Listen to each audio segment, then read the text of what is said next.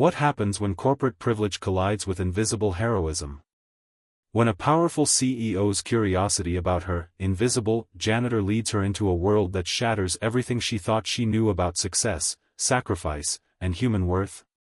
This is the story of how one night of following someone she'd never truly seen before changed a woman's heart forever.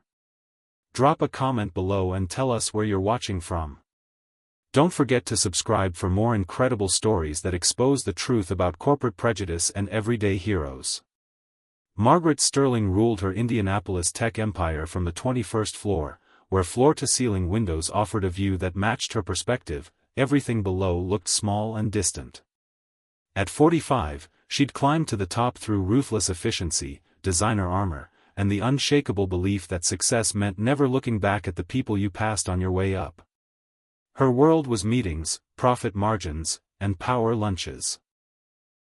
The cleaning crew that moved through her building after dark was just background noise, faceless, voiceless, invisible.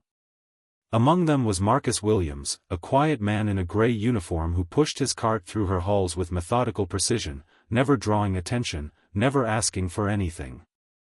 But invisibility has a way of becoming visible when someone finally decides to look. It started with a photograph.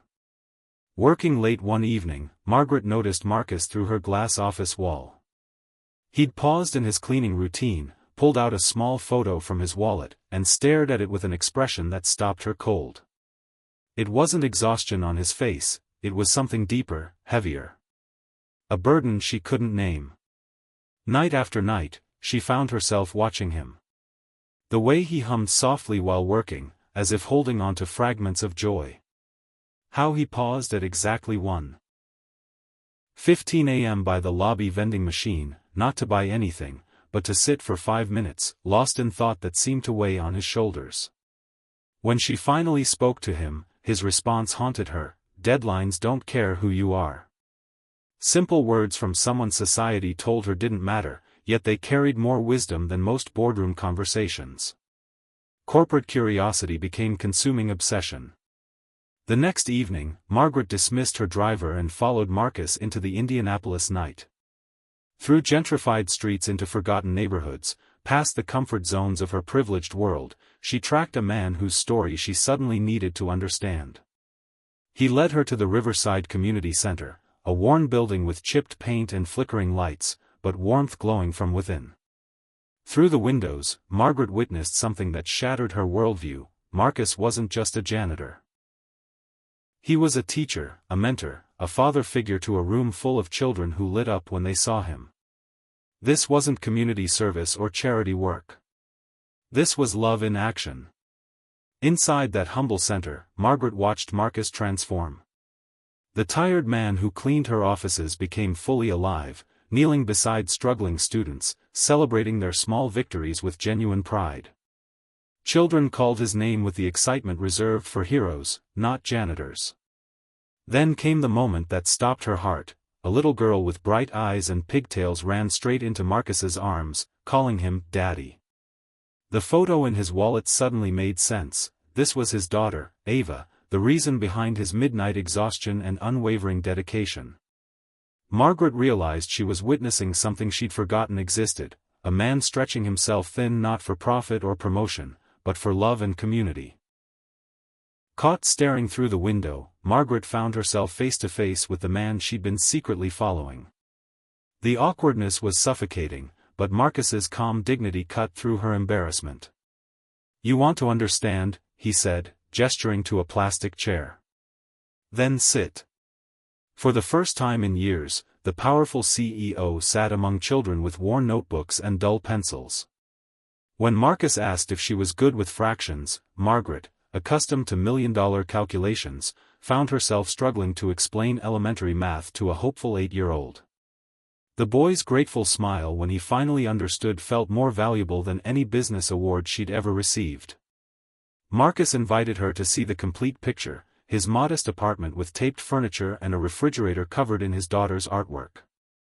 No luxury, but overflowing with love.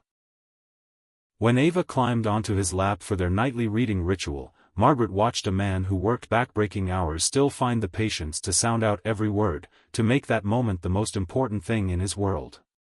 She thought about her own childhood of nannies and private schools, then looked at this single father building his daughter's future one bedtime story at a time.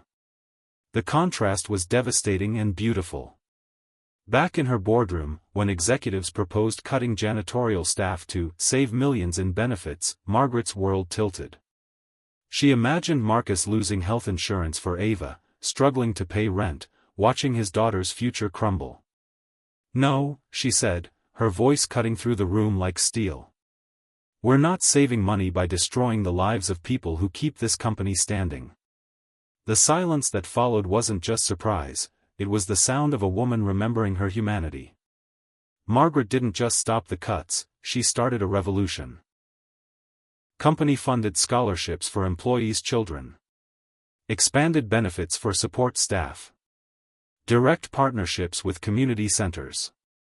When shareholders protested, her response was unwavering: "If we can't take care of our people, what exactly are we proud of?" At the community center, she arrived not with corporate fanfare but with boxes of supplies, laptops, and genuine commitment.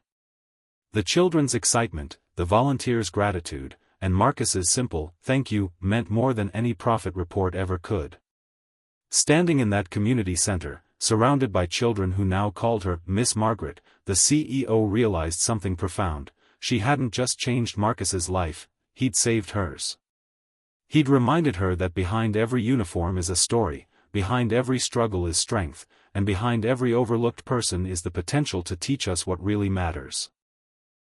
The handshake they shared wasn't between boss and employee, but between two human beings who finally saw each other clearly.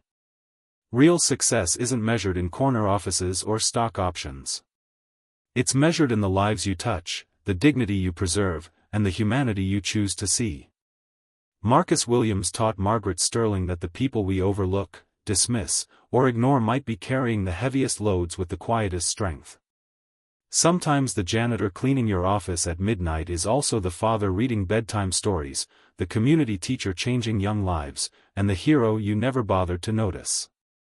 Until one night, curiosity overcomes prejudice, and suddenly the invisible becomes unforgettable. If this story opened your eyes to seeing people differently, smash that subscribe button and tell us in the comments where you're watching from. Stories like these remind us that everyone has worth, everyone has a story, and sometimes the most powerful lessons come from the people we least expect. The next time you pass someone in a uniform, remember Marcus and Margaret. Behind every person is a world you don't know, and if you're brave enough to look, it might just change your world forever.